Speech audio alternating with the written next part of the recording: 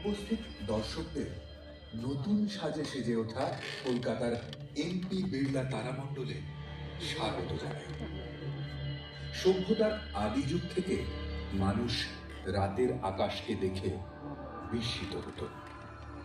বহু প্রজন্ম ধরে আকাশ পর্যবেক্ষণের পর আমাদের প্রাচীন পূর্বপুরুষেরা গড়ে তুলেছিলেন কিছু সৌধ, যেগুলো মানমন্দির এবং কখনো বিশাল দিন পঞ্জিকা হিসেবে ব্যবহার হতো। 4000 বছর আগে ইংল্যান্ডের স্টোনহেঞ্জ প্রাচীন ইংরেজদের কাছে একটি মানমন্দির হিসেবে ব্যবহৃত হতো। 1000 খ্রিস্টাব্দে প্রাচীন মায়া সভ্যতার অধিবাসীরা এই পিরামিড গড়ে তুলেছিল। এই পিরামিডের সাহায্যে প্রাচীন মায়াবাসীরা লক্ষ্য করতেন সময় ও আকাশের আপেক্ষিক গতি। কিন্তু মহাকাশ যুগ আমাদের সমস্ত প্রাচীন ধ্যান ধারণার অবসান ঘটিয়েছে।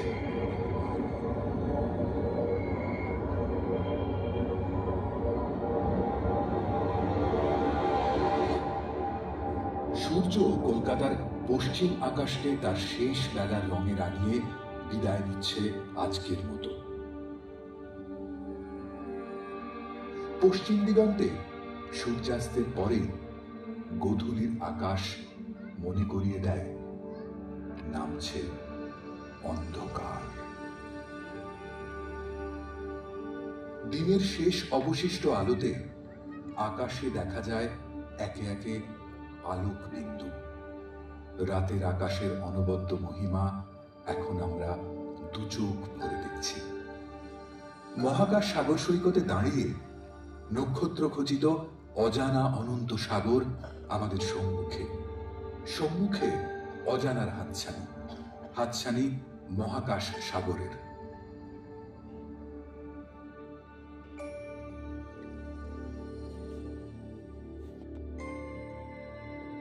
আমরা দেখেছি কিছু নক্ষত্র আকারে অপেক্ষাকৃত বড় এবং তারা থেকে থেকে অন্যদের মতো জ্বলজ্বল করে না।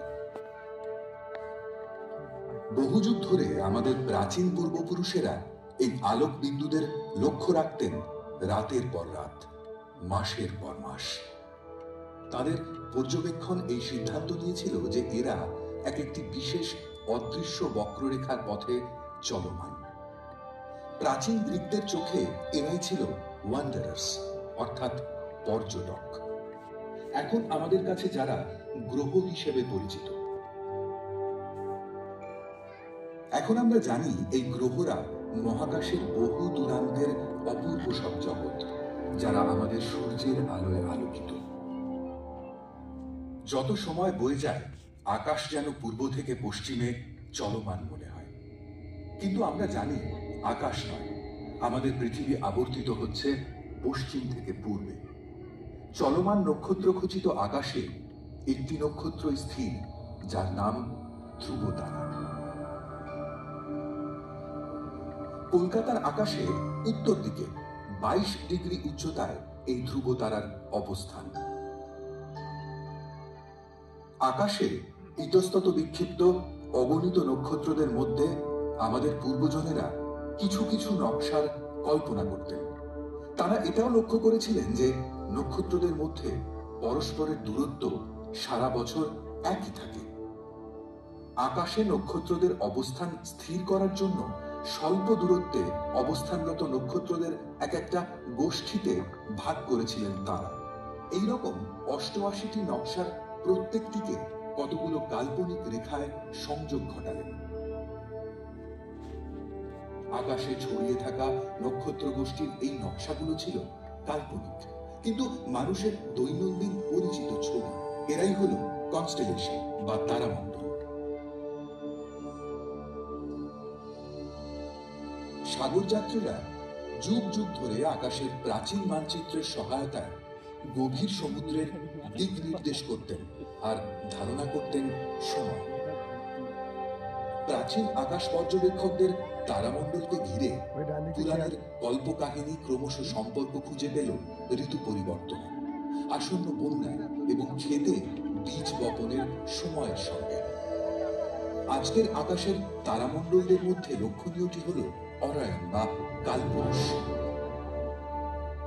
এই সুস্পষ্ট নক্ষত্র গোষ্ঠীর নকশা গ্রিক পুরাণের দুর্জয় বীর অরায়নের প্রতীক। শিকারীর কটিবন্ধে একটি সরল রেখায় তিনটি উজ্জ্বল নক্ষত্র মানুষের জীবনে বহু যুগের এক তাৎপর্য বহন করে চলেছে। আজকের আকাশের অন্যান্য তারামণ্ডলগুলো হলো আরসা মেজর বা রেড ডেয়ার, ভারতবর্ষে যাকে আমরা সপ্তর্ষি মণ্ডল বলে থাকি, Cassiopeia the queen, Taurus the bull বা বৃষ রাশি,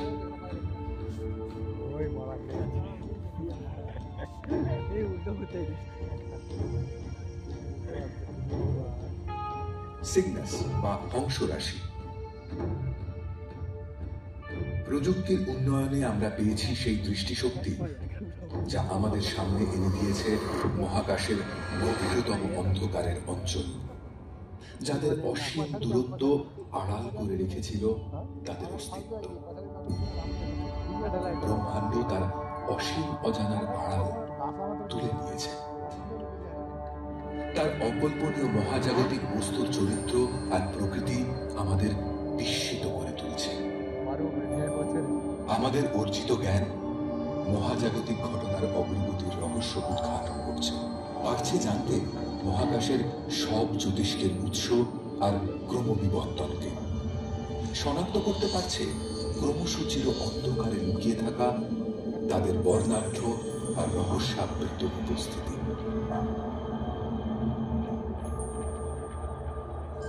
এবার আমরা মহাকাশের কিছু বিশাল, বিস্ময়কর ও বর্ণাঢ্য ঘটনার সাক্ষী হতে চলেছে।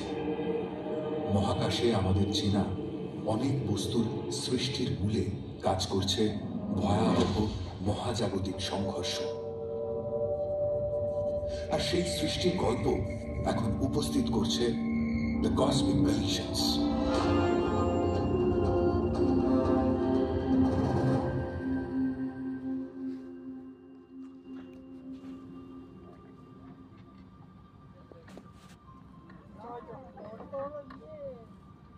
নক্ষত্রখচিত মহাকাশের এই অনন্ত সাগর বেলায় দাঁড়িয়ে অগণিত নক্ষত্রের জগৎকে যেন শান্ত মনে হয়, যেন নিয়ে আসে কোনো আশ্বাস, এক শৃঙ্খলার অনুভূতি। প্রতিদিনের পরিচিত আকাশে কোনো অজানা আগন্তুকের হঠাৎ আবির্ভাব আমাদের বিস্মিত করে। আমাদের পূর্বপুরুষেরা আতঙ্কিত হতেন আকাশে ধূমকেতু দেখা দিয়ে। 1631 খ্রিস্টাব্দে ভিসুভিয়াসের জ্বালামুখ থেকে গড়িয়ে আসা অফুরন্ত লাভায় যখন জীবন্ত সমাধি হচ্ছিল ইতালির দুটি শহর, তখন আকাশে দেখা দিয়েছিল এক অচেনা অনাহত ধূমকেতু। 1665 প্লেগে জর্জরিত লন্ডনের আকাশে সহসা এক ধূমকেতুর আবির্ভাবকে দেখা হয়েছিল দুঃসময়ের অগ্রদূত হিসেবে। তাই প্রাচীনদের কাছে ধূমকেতুর দর্শন ছিল দুর্লক্ষণ, কোনো অমঙ্গলের পূর্বাভাস। কিন্তু আজ আমরা জানি ধূমকেতুরা আসলে বরফ আর পাথরের চাই, যারা সৌর পরিবারের বাইরে একটি নির্দিষ্ট উপবৃত্তাকার কক্ষপথে সূর্যকে প্রদক্ষিণ করে।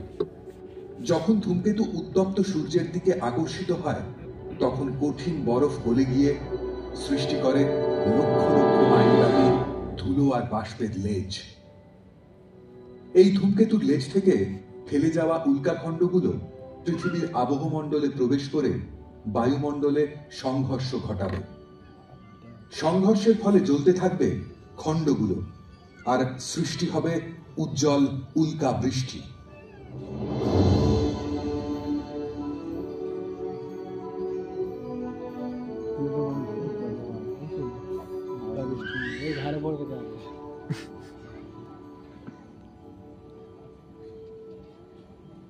এই বিপুল ব্রহ্মাণ্ডের এক অতি ক্ষুদ্র সদস্য এই পৃথিবী, যার সবকিছু পরিবর্তন ঘটে চলেছে দ্রুত গতিতে। শুধু পৃথিবীতে নয়, পরিবর্তন ঘটে চলেছে অবিচ্ছিন্নভাবে ব্রহ্মাণ্ড জুড়ে। শুধু গ্রহ বা নক্ষত্র নয়, নক্ষত্র পুঞ্জেরা ছুটে চলেছে ব্রহ্মাণ্ডব্যাপী অভিকর্ষের অমোঘ আকর্ষণে। একসময় তারা সংঘাতেও লিপ্ত হতে পারে। এই সংঘাত আশঙ্কাজনক, কিন্তু তা ভয়ঙ্কর হতে পারে, আবার কখনো সুন্দর।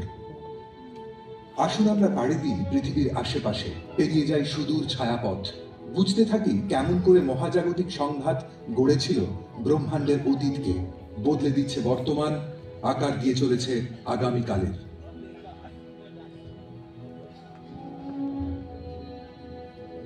চাঁদের জন্ম রহস্য নিয়েছিল অনেক তত্ত্ব। সাম্প্রতিককালে বিজ্ঞানীরা নিয়ে এলেন নতুন একটি।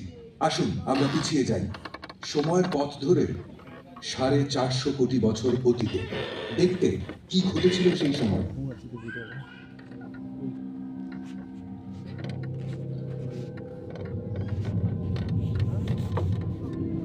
আমরা দেখছি প্রাগৈতিহাসিক পৃথিবীকে, যখন সে গড়ে উঠছিল গ্রহ হিসেবে। পৃথিবীতে তখনও আসেনি প্রাণের স্পন্দন। সেই আদিকালে আমাদের সৌরজগতে ভেসে বেড়াতো অসংখ্য পাথর। কেউ ছিল অতিকায় গ্রহ আকারের, অনেকেই আকর্ষিত হচ্ছিল পৃথিবীর দিকে। একটি এসে পড়ল বড্ড কাছে।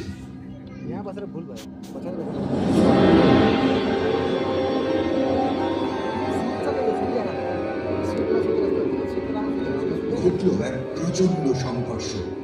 পৃথিবীর একাংশ উৎক্ষিপ্ত হল, মহাকাশে ছড়িয়ে পড়ল ধ্বংসাবশেষের গলন্ত পাথর। কিছু পাথর ফিরে এলো বিধ্বস্ত পৃথিবীতে।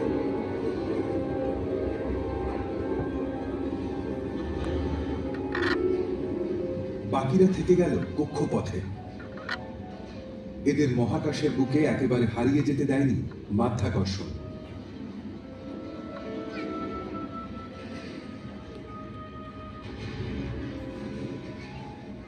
পৃথিবীকে কেন্দ্র করে ঘূর্ণায়মান অসংখ্য পাথর মাধ্যাকর্ষণের প্রভাবে পরস্পরের কাছে আসতে থাকল। ঘটছিল আরো সংঘাত, আর গলন্ত পাথর মিলেমিশে সৃষ্টি করতে থাকলো আরো বড় পিণ্ড।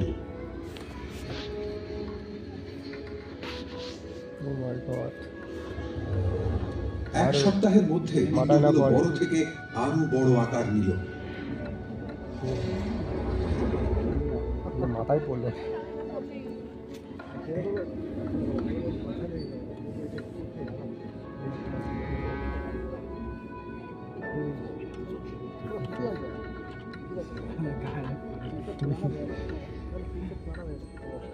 আর 1 মাসেরও কম সময়ে, অবিশ্বাস্য মনে হলেও,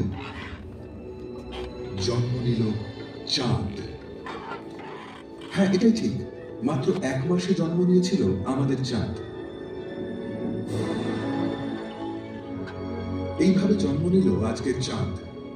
এটা ভাবতে অবাক লাগে যে রাতের আকাশের এই কল্পনা রঙিন গোলক আসলে এক বিপুল সংঘর্ষের পরিণতি। কিন্তু এটাই সত্যি। সহস্র পদ্ধতির মধ্যে দিয়ে সংঘর্ষই পৃথিবীতে এনেছিল প্রাণ।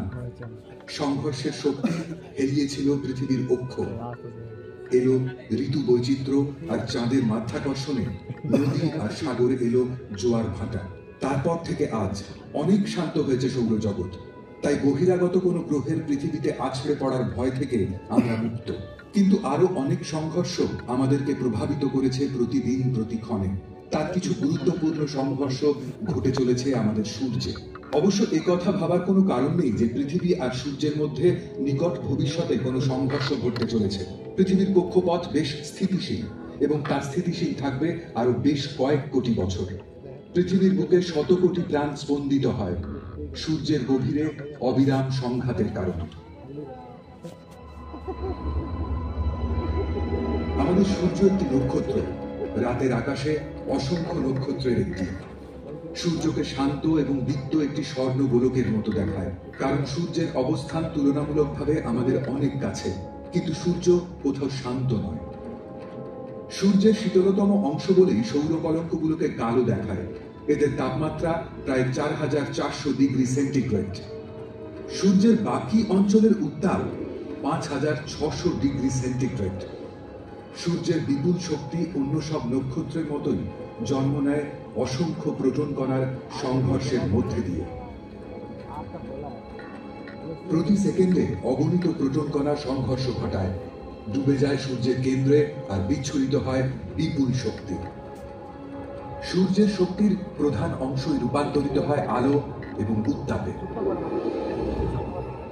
কিছু প্রবাহমান শক্তি সূর্যপৃষ্ঠ থেকে সৌর বাতাস হয়ে বয়ে যায় সৌরমণ্ডলের মধ্যে দিয়ে ঘন্টায় প্রায় 10 লক্ষ মাইল গতিতে, অথবা প্রায়শই আরো দ্রুত গতিসম্পন্ন সৌর বাতাসের কণা বিস্ফোরিত হয় মহাকাশে। আমরা এখন নাসার উপগ্রহের চোখ দিয়ে সৌর ঝড়ের প্রকৃত ছবি দেখছি। এরা কিন্তু একেবারেই শান্ত নয়। আমাদের কৃত্রিম উপগ্রহের ক্যামেরাকে অকেজ করে দিয়েছিল এই সৌর ঝড়।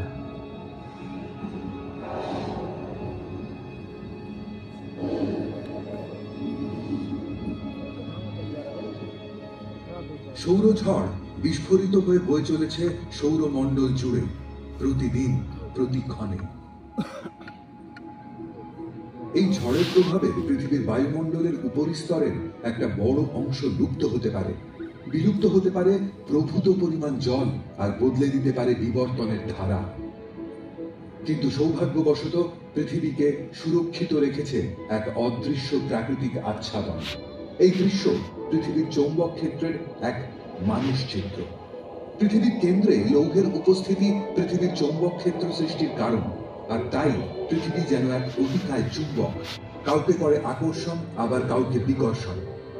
এই চৌম্বক ক্ষেত্রের আচ্ছাদনই পৃথিবীকে সৌর ঝড়ের প্রভাব থেকে রক্ষা করে।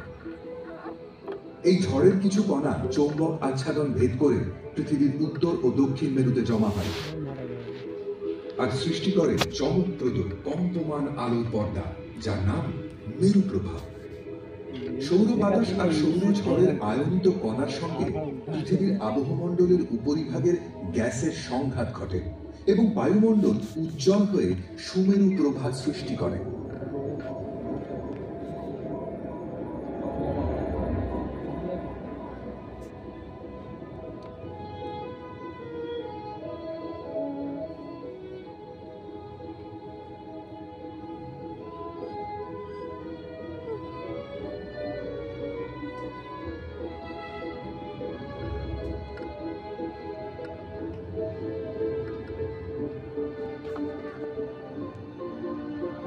যা বিমান চলাচলের এলাকা ছাড়িয়ে অনেক অনেক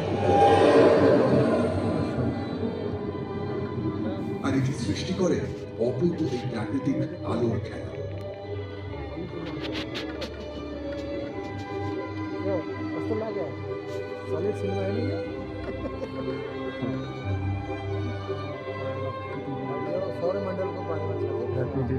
এটা সূর্য।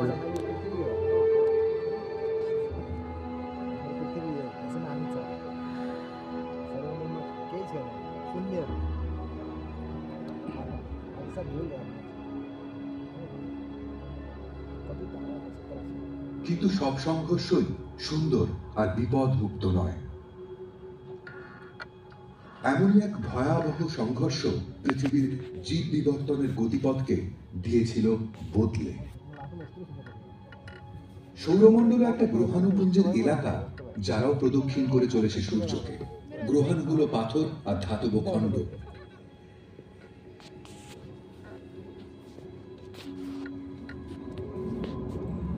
বেশিরভাগ গ্রহাণুর কক্ষপথ সুদূর মঙ্গল এবং বৃহস্পতির কক্ষপথের মধ্যবর্তী অঞ্চলে অবস্থান করছে, কিন্তু কেউ কেউ কখনো পৃথিবীর খুব কাছে চলে আসে।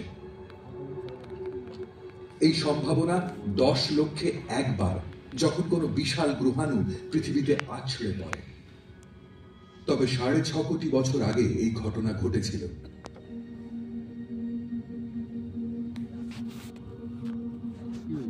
প্রায় 12 কিলোমিটার চওড়া গ্রহাণুটি ঘন্টায় 65,000 কিলোমিটার বেগে ছুটে এসেছিল পৃথিবীর দিকে।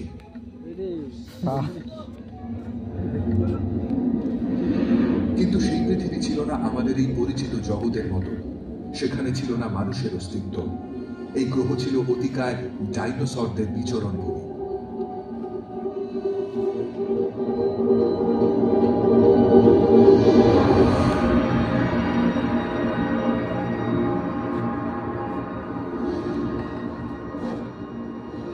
গ্রহাণুটি আছড়ে পড়েছিল আজকের মেক্সিকোর কাছে। সেই সংঘাতে পৃথিবী হয়ে উঠল এক অগ্নিগোলক, আর ভূস্মীভূত হল দৃষ্টিসীমানার সবকিছু। বাষ্পীভূত মাটি আর পাথর প্রচন্ড বিস্ফোরণে ছিটকে গেল মহাকাশে। উত্তপ্ত মাটি আর পাথর বৃষ্টি হয়ে নেমে এলো, আর উত্তপ্ত হলো আবহমণ্ডল। তপ্ত আরক্ত ভগ্নাবশেষ আছড়ে পড়তে থাকলো পৃথিবী পৃষ্ঠে অবিরাম। গ্রাস করলো আগুন সব দিক। পৃথিবী হয়ে উঠল এক অগ্নিকুণ্ড। তাপমাত্রা ছাড়িয়ে গেল 300 ডিগ্রি সেন্টিগ্রেড। আবহমণ্ডল ছেয়ে গেল ধোঁয়া আর ছাইয়ে। 6 মাস অন্ধকারে ঢেকে রইল পৃথিবী।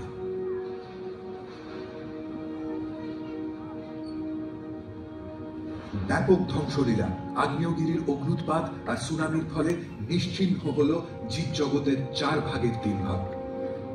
ডাইনোসর যুগ বেঁচে রইল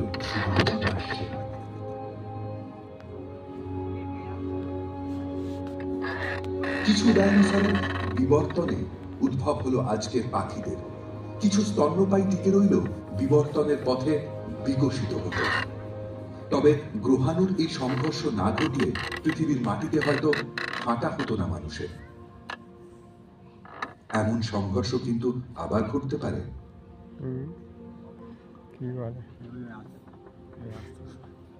পৃথিবীতে আছড়ে পড়ার আগেই কোনো গ্রহাণুকে ভেঙে গুড়িয়ে দিলে এক ঝাঁক পাথরের বৃষ্টি নেমে আসবে।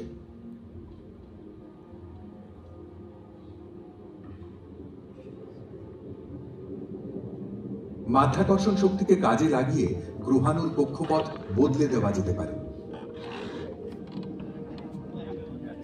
কোনো মহাকাশযানকে যদি একটা গ্রহাণুর দিকে পাঠানো যায়, তাহলে মহাকাশযানের সামান্য মাধ্যাকর্ষণ গ্রহাণুর কক্ষপথে যথেষ্ট পরিবর্তন ঘটিয়ে তার গতিপথকে বদলে দেবে। এই পদ্ধতি হয়তো সময় সাপেক্ষ, কিন্তু সময় ধীরে ধীরে বদলে দেবে গ্রহাণুর কক্ষপথ। অবশেষে তার গতিপথ সরে যাবে শত শত কিলোমিটার।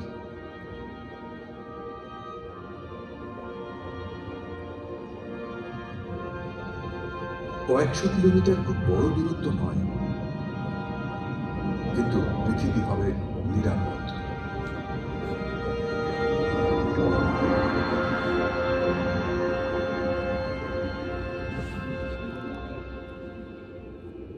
এই মুহূর্তে এটা একটা ভাবনা মাত্র, কিন্তু এই ভাবনা সম্ভাবনাময়। অনেক বিজ্ঞানীর মতে এটাই শ্রেষ্ঠ উপায়। ভবিষ্যতে আরো উন্নত কোনো প্রস্তাব নিয়ে হয়তো কেউ আসবেন, যা সহজেই প্রতিহত করবে এই মহাজাগতিক পর্যটকদের আক্রমণ। আমরা জানি চাঁদের জন্ম এক সংঘর্ষের পরিণতি।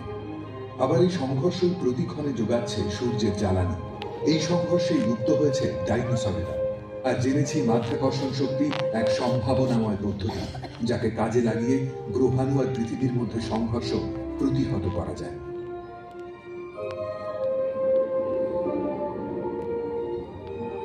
মহাকাশে আমাদের সন্নিহিত অঞ্চলে ঘটে চলেছে এই সব ঘটনা।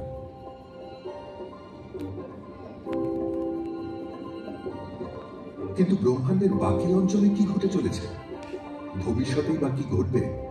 আরো কত মহাজাগতিক সংঘর্ষ আমাদের জন্য অপেক্ষমান?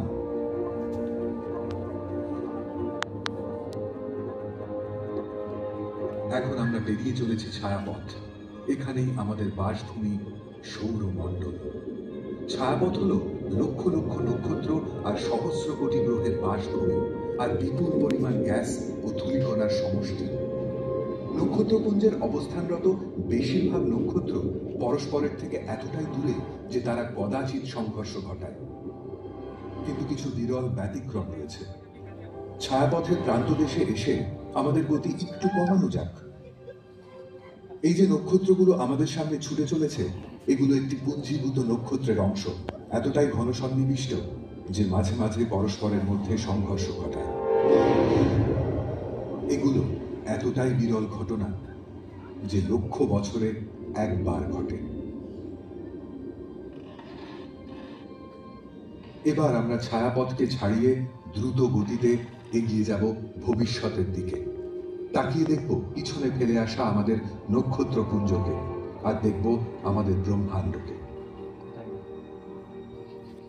ভবিষ্যতের পথ ধরে এখন আমরা লক্ষ লক্ষ বছর পার হয়েছি, আর ফিরে এসেছি পৃথিবীকে 5 লক্ষ আলোক বর্ষ দূরে। এই আমাদের ছায়াপথ নিকটতম অ্যান্ড্রোমিডা নক্ষত্রপুঞ্জের সঙ্গে এক আসন্ন সংঘর্ষে লিপ্ত। প্রতি সেকেন্ডে এখন আমরা ছুটে চলেছি আলোর গতিতে। ব্রহ্মাণ্ডের আর সবকিছুর মতোই নক্ষত্রপুঞ্জেরাও সবসময় গতিশীল। পরস্পরের থেকে অনেক দূরে থাকা সত্ত্বেও মাধ্যাকর্ষণের অমোঘ আকর্ষণ তাদেরকে কাছে টেনে আনে। এই দুই নক্ষত্রপুঞ্জ এক ঘূর্ণাবর্তে স্বচ্ছন্দে পাক খেতে থাকবে। কখনো চকিতে পরস্পরকে স্পর্শ করে আবার দূরে সরে যাবে। দুটি নক্ষত্রপুঞ্জের গ্রহ আর নক্ষত্রগুলো পরস্পরের থেকে অনেক দূরে থাকায় তাদের মধ্যে কোনো সংঘর্ষ ঘটবে না। বিজ্ঞানীরা মনে করেন সংঘর্ষ ঘটবে দুটি নক্ষত্রপুঞ্জে বিস্তৃত গ্যাস ও ধূলিকণার মধ্যে।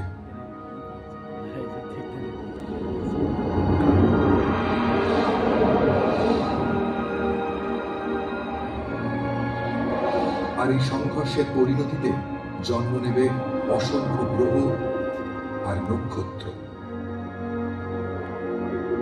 অবশেষে লক্ষ কোটি বছর পরে ছায়াপথ আর অ্যান্ড্রোমিডা এক নতুন অতিকায় নক্ষত্রপুঞ্জে পরিণত হবে। নক্ষত্রপুঞ্জের জন্মাবর্তে সংঘর্ষ একটি স্বাভাবিক ঘটনা। আমাদের ছায়াপথ জন্ম নিয়েছিল ছোট ছোট অনেক নক্ষত্রপুঞ্জের পরস্পরের সংঘর্ষে। সংঘর্ষ ছাড়া ছায়াপথের অস্তিত্ব থাকতো না আমাদের কোনো অস্তিত্ব। মহাজাগতিক সংঘর্ষ চলমান ও দীপ্ত সৃষ্টি করেছে এমন অনেক কিছুই যা আপাত দৃষ্টিতে মনে হয় স্বতঃসিদ্ধ। সৃষ্টি করেছে উজ্জ্বল চাঁদ, সূর্যের উষ্ণতা ও আলো, ঋতুর বৈচিত্র্য আর অবিরাম সমুদ্র সৈকত সিক্ত করা ঢেউয়ের সারি। সংঘর্ষের প্রভাবে ডাইনোসরেরা হলো প্রাগৈতিহাসিক। বদলে গেল মহাকাশের মানচিত্র, বিবর্তিত হলো নক্ষত্রপুঞ্জ, জন্ম নিল অগণিত নক্ষত্র আর নতুন জগৎ। বিবর্তনশীল এই সুবিশাল মহাকাশে এক অতি ক্ষুদ্রাংশ দখল করে রয়েছে মানুষ। এখানে আমরা যেন নিছক এক ক্ষণিকের যাত্রী, কিন্তু আমরা অভিযাত্রী। বুঝতে চাইছি মহাকাশের চির পরিবর্তনশীল প্রকৃতিকে। আমাদের সীমাহীন কৌতূহল হয়তো উন্মোচন ঘটাবে এমন এক অজানার, যা আসলে আরো এক মহাজাগতিক সংঘর্ষের ভাঙা গড়া প্রশ্ন।